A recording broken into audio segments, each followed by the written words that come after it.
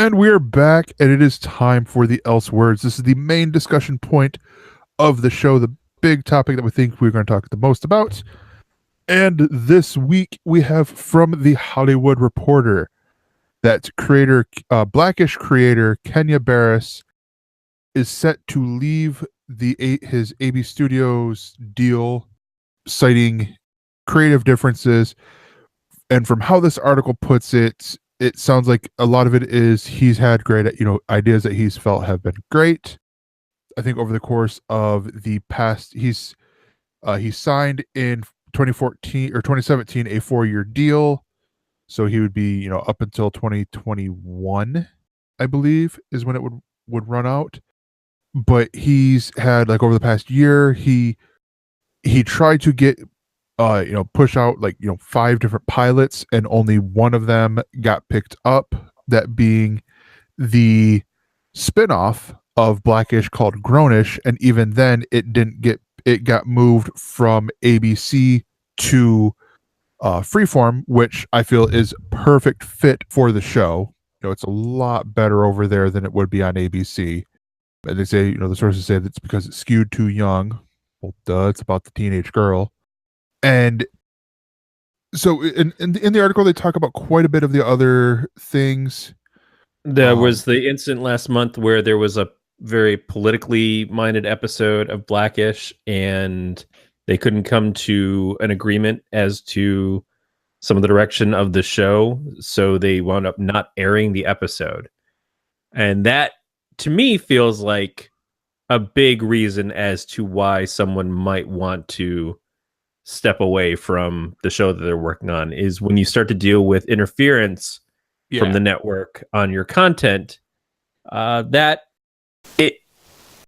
it's not always bad to have that kind of second say of like, hey, we don't really think this is either the right time for this, or we don't think this is the right direction for what we want to air on this network.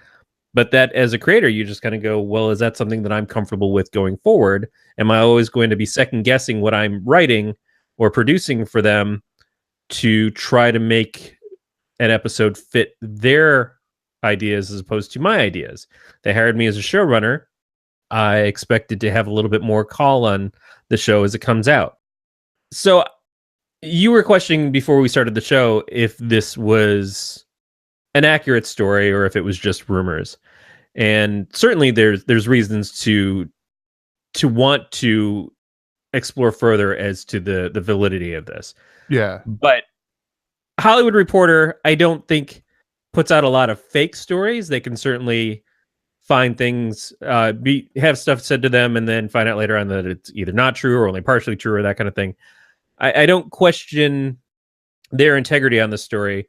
And they do say that while they're hearing from multiple sources, it doesn't necessarily mean they've gotten confirmation from anybody like the people themselves who either work on the show or ABC. But it sounds so legitimate as to the reasoning. Yeah. If not the actual breakup. And we're a few months past Shonda Rhimes leaving ABC to go work at Netflix. The guy who did Ryan Murphy going and to Netflix. And as I was saying earlier, we're at a point where the content, there's just so much necessary to fill all of these different places that it's almost ridiculous not to want to reshop around when you have the opportunity, and especially if you're having creative differences at the same time. It's like, yeah, I'm in a good place, have a really good relationship with NBC or whatever, so why would I want to go looking around any place else? Know what's out there, but I'm happy with where I am, and I have freedoms expressed to me, that the creative freedoms to do certain things and stuff that I might not get somewhere else. And I come in every day and I see Dave, and Dave and I are friends, and it's all cool. But when you don't have that, or when you feel like you're losing that, then you're a hot creator. You do have 2 shows that are on air right now. One of them is a big hit. There's no question that Blackish itself is going to be renewed this season. I expect Grownish is going to do well enough to get renewed over on Freeform. Grownish has already been renewed, and for a bigger season than what season 1 has.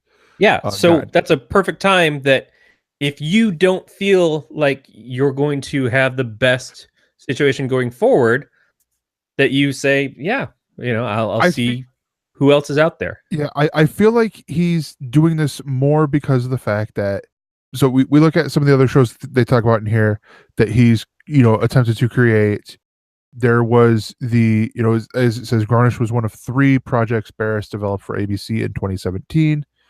The politically themed family comedy Libby and Malcolm, starring Felicity Huffman and Courtney B. Vance, was a script from Barris, and it was considered a frontrunner to go to series given its timely premise of 2 politically divided pundits who fall in love. ABC passed.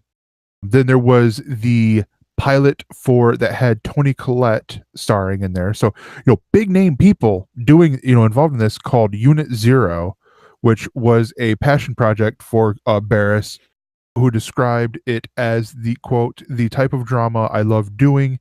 It pulls back the curtain on what it's like to be a woman in a historically male dominated field, and it shows underrepresented voices that also did not get picked up.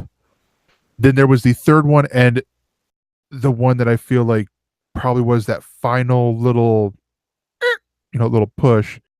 They originally handed out a straight to series order for a family comedy written by Barris, with Alec Baldwin attached to executive produce and potentially star. Baldwin exited the multi-camera comedy after reading the script, and the series was downgraded to a pilot before ultimately being rolled off cycle after trouble casting a lead of his caliber. Sources say the project may never see the light of day. Meanwhile, the Barris produced single camera comedy Bright Futures landed at another network, ABC or NBC, for a late season pilot order.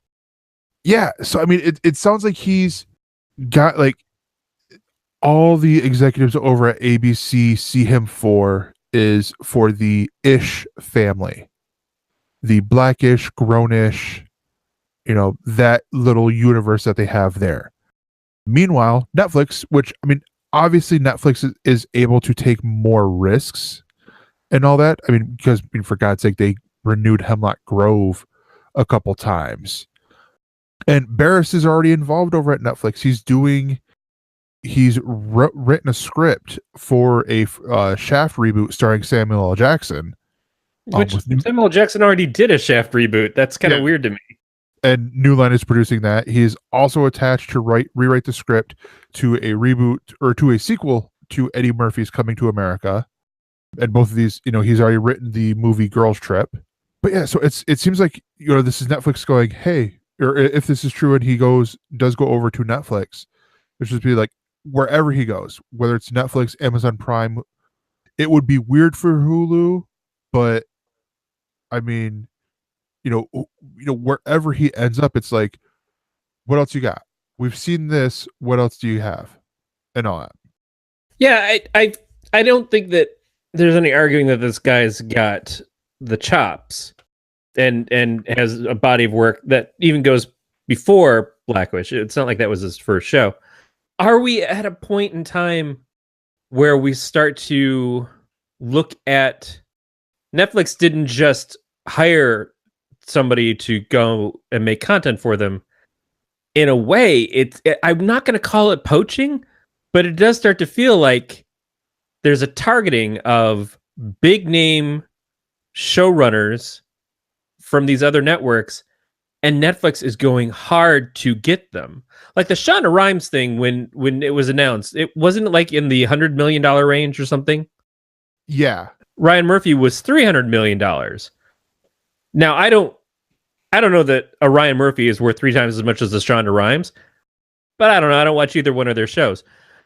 It's still like, is it just we're willing to bank whatever we have to not only get new content for ourselves, but to not give that content to the broadcast networks?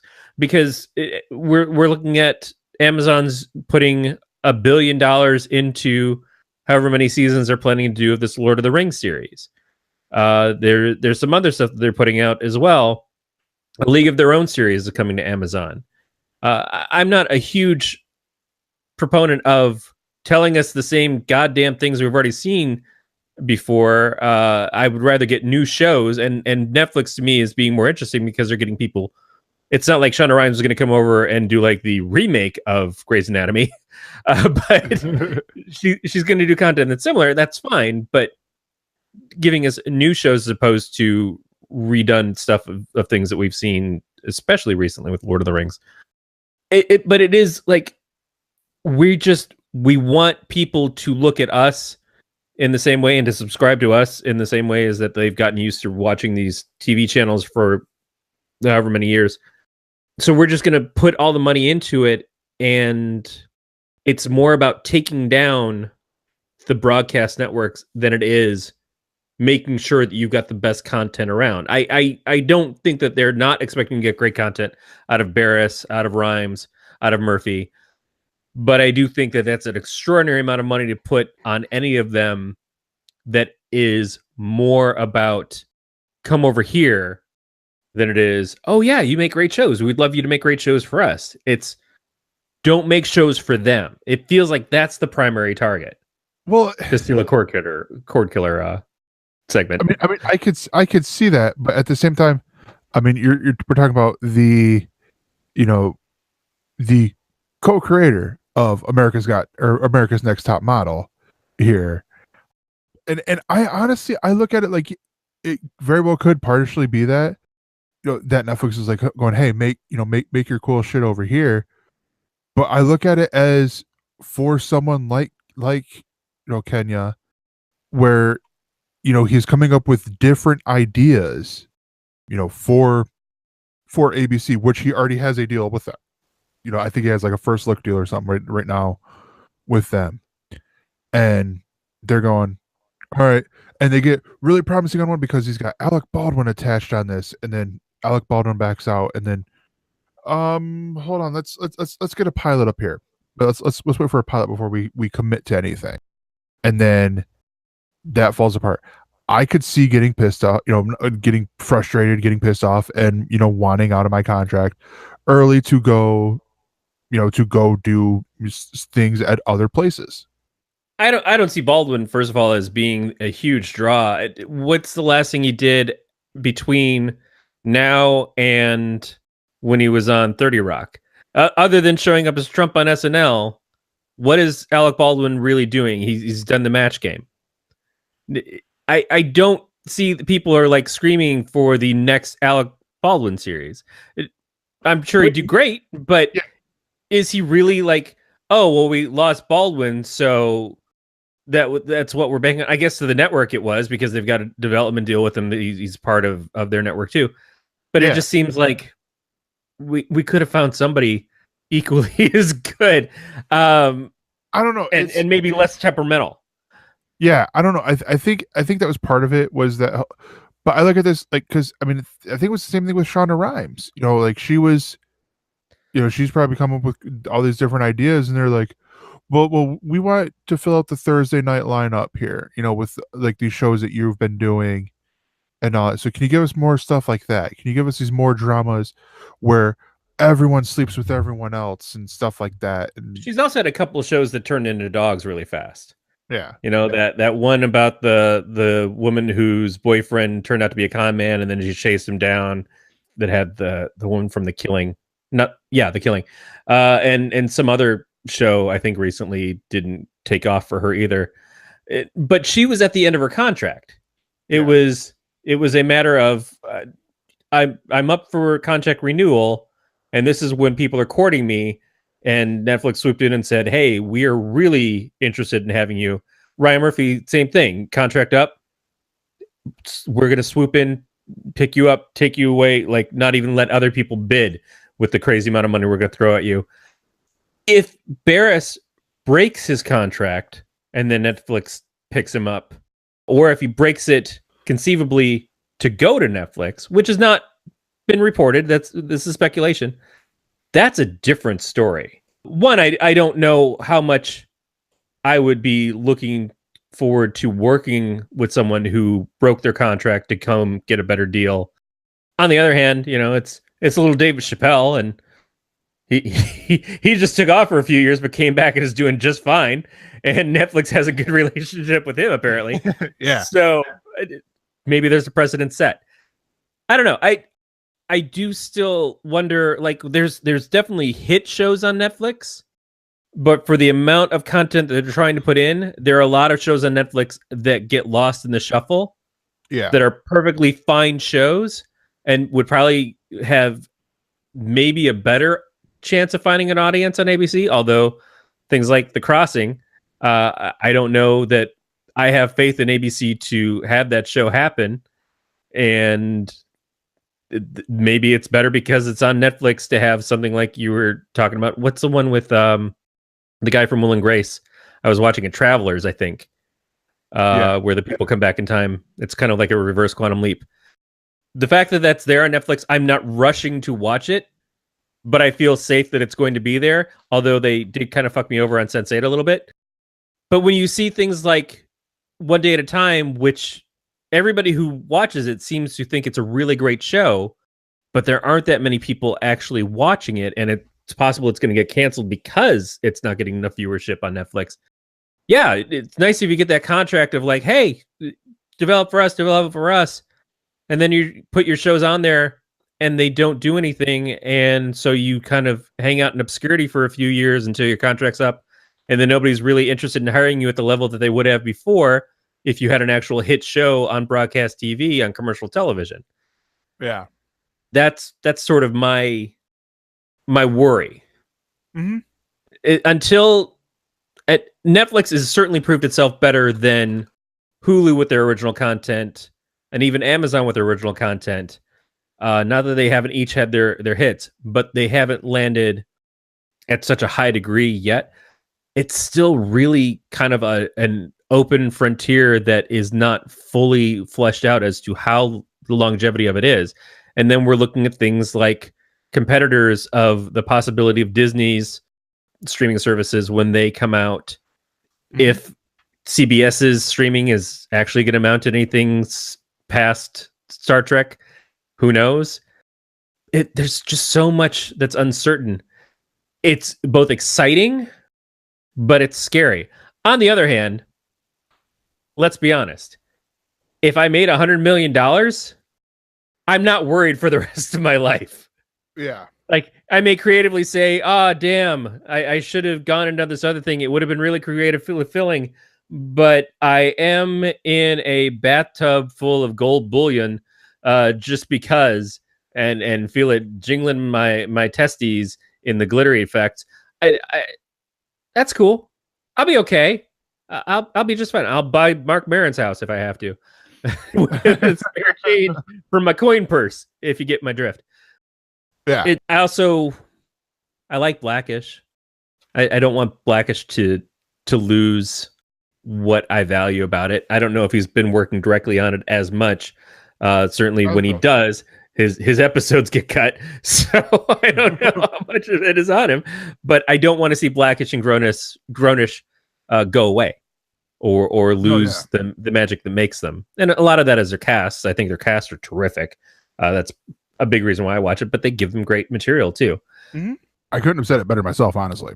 Because honestly, I'm split with this article. Like, it's part of me, I'm like, okay, yeah, if he's upset with the deal that he has over at ABC, or at ABC Studios, then yeah, break that contract. Because I mean, I come at it from the professional wrestling fan standpoint. There have been numerous people who have complained and about the fact about how WWE has treated them and all that stuff, and so they ask for their release on their contract, and they're out touring the world and on the indie scene, and they're making bank because they were on WWE for a month or whatever. Yeah, this is going from DC Comics or Marvel Comics to Image or Dynamite. Yeah. Or something. And so there's the chance that your Image book is huge, that you land a saga or something of that equivalent, or there's the chance that your book is gone in 6 issues. It's the same sort of deal. Seriously, that is looking at anything is a risk when you're signing contracts and stuff. It's saying, hey, fuck you, Dollar General, I'm gonna go work at Target. And then all of a sudden you get to Target, and Target's like, yeah, you know what? We work worse than Dollar General. I'm not saying that's the case. I'm just saying that could have been. And you're going to have a horrible time here. Yeah, I was like, what are you smoking there, Corey? But if Target gave you, $50,000 up front to come work for them for that first year, you're like, yeah, I'll be miserable for the first year, but I'll be fine. Yeah. But I'll be miserable. To use a line from Silicon Valley, I'll be miserable in a Tesla. Yeah. For more on this Galactic Network podcast, go to gncast.com. That's GNCASTS.com.